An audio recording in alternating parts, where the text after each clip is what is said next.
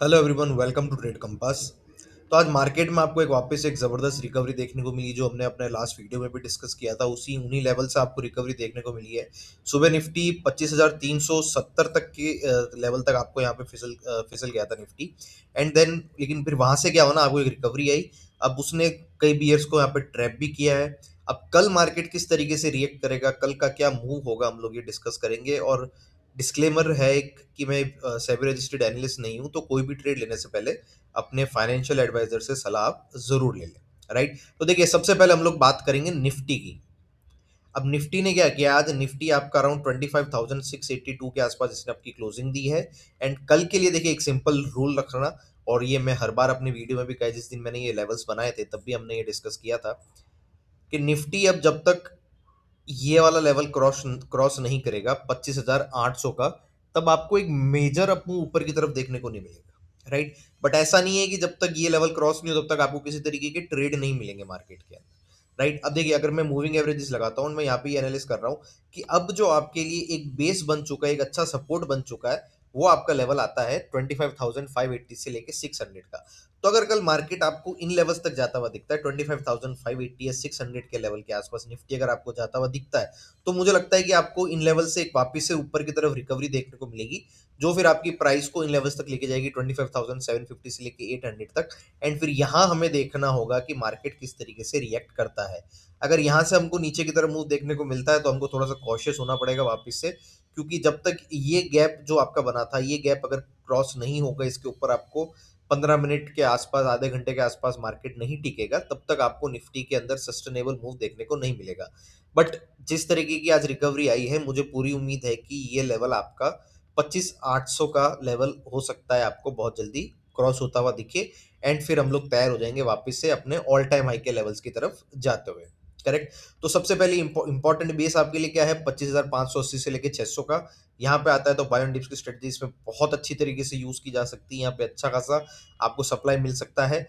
चिंता आपको तब होगी जब ये वाला लेवल क्रॉस होता है। जब आपका 25,550 का लेवल क्रॉस होगा, तो फिर आपको वापस से मार्केट 25,300 एंड देन उसके बाद 25,150 तक के लेवल आपको दिखा सकता है।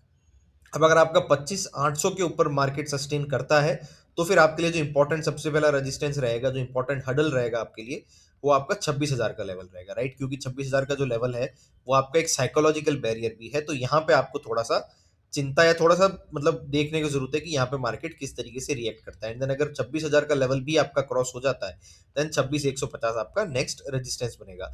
बट ओवरऑल निफ्टी के अंदर ये व्यू यही है, अगर डिप मिलता है तो ये बाय ऑन डिप्स के लिए बहुत अच्छा स्ट्रेटेजी बन सकती है। बियर्स यहाँ पे ट्रैप हो सकते हैं। एंड यहाँ से आपको 25,580 600 के लेवल से आपको बहुत अच्छी सप्लाई मार्केट के अंदर मिल सकती है, जो आपकी प्राइस को वापस से ऊपर लेके जाएगी। करेक्ट। तो ये बात थी निफ्टी की। अब हम बात करते हैं बैंक निफ्टी की। देखिए आज बैंक निफ्टी ने निफ्टी को काफी अच्छा सपोर्ट किया। आप यहाँ पे भी अगर नोट करोगे तो निफ्टी ने 0.8% के आसपास का मूव दिखाया था, पर बैंक निफ्टी आज लगभग 1% से ज्यादा ऊपर था। 1.27% हायर इसने आज क्लोजिंग दी। एंड यहाँ पे भी अगर आप देखोगे तो बैंक निफ्टी में आपको काफी अच्छा मूव ऊपर की तरफ देखने को मिला है।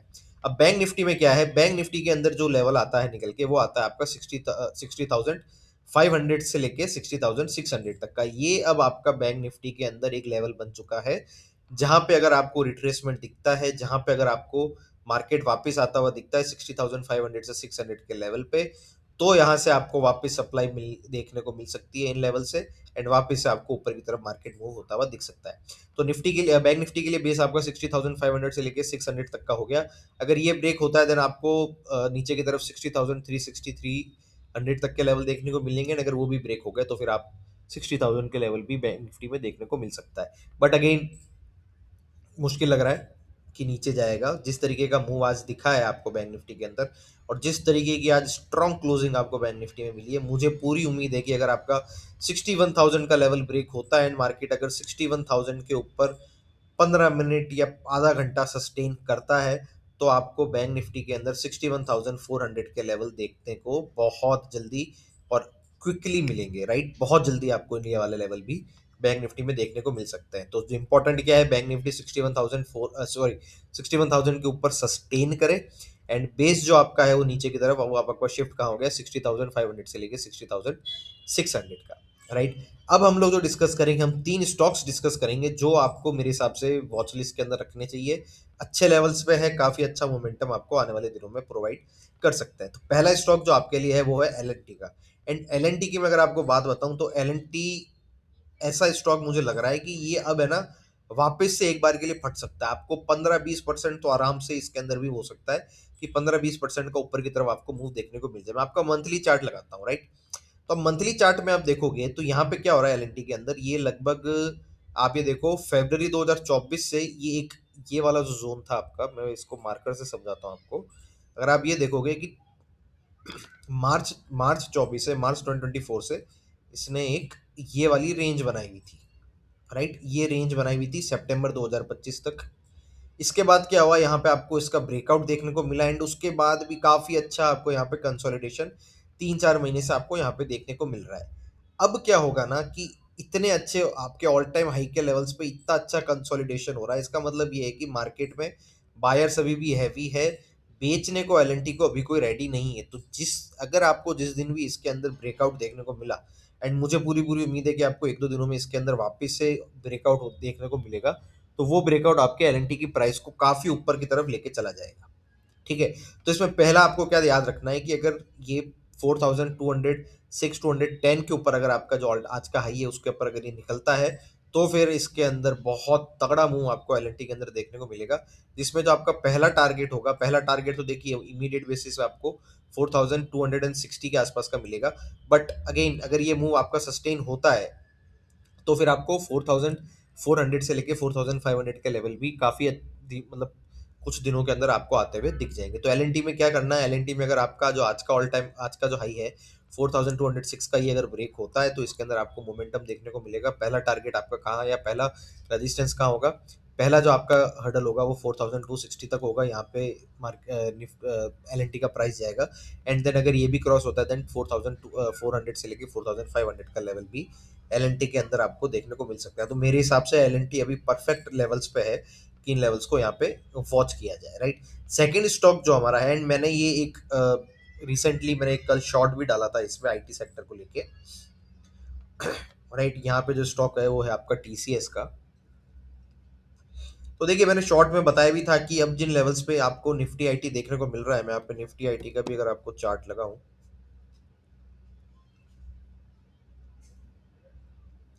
राइट? ये देखिए ये आपका निफ्टी आईटी का चार्ट है। तो हमने उस शॉर्ट के अंदर भी जो मैंने डाला था उसमें भी बताया था कि ये जो लेवल है इसका निफ्टी आईटी का 31,400 के आसपास का, ये एक बहुत अच्छा एक्यूमुलेशन जोन है।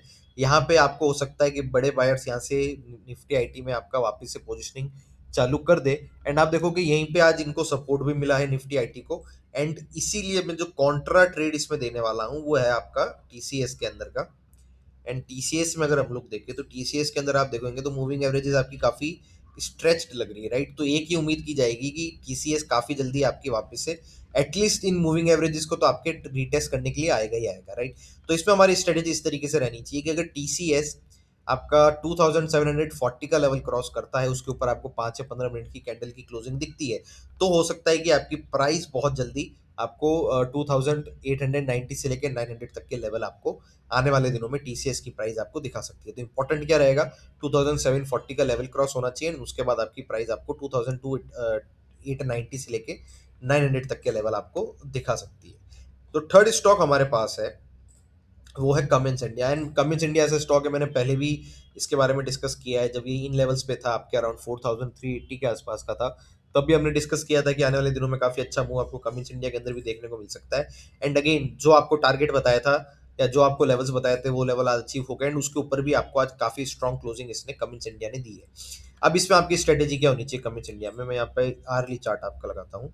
तो अगर आपको कमिंस इंडिया वापस से 4480 485 के लेवल के आसपास आपको आता हुआ दिखता है, तो ये एक अच्छा लेवल होगा बाय ऑन डिप्स का। यहाँ से आपको सप्लाई देखने को मिल सकती है कमिंस इंडिया के अंदर, जो आपकी प्राइस को वापस ऊपर के लेवल्स की तरफ ले जा सकती है, राइट? या फिर ऐसा हो कि जो आज का हाई बना है आपका अराउंड 4540 का, अगर वो क्रॉस होता है तब भी आपको ऊपर की तरफ लेवल्स देखने को मिल सकता है। ऊपर की तरफ लेवल क्या है, 4615 620 के लेवल, राइट? तो आपको आने वाले दिनों में कमिंस इंडिया 4600 से 615 से लेके 620 तक के लेवल दिखा सकता है, जो कि इसका ऑल टाइम हाई है। And again all time high के ऊपर अगर आपको क्लोजिंग दी कमिंस इंडिया ने, तब तो फिर ये ऑल टाइम हाई ब्रेकआउट होगा एंड देन उसके बाद तो फिर आप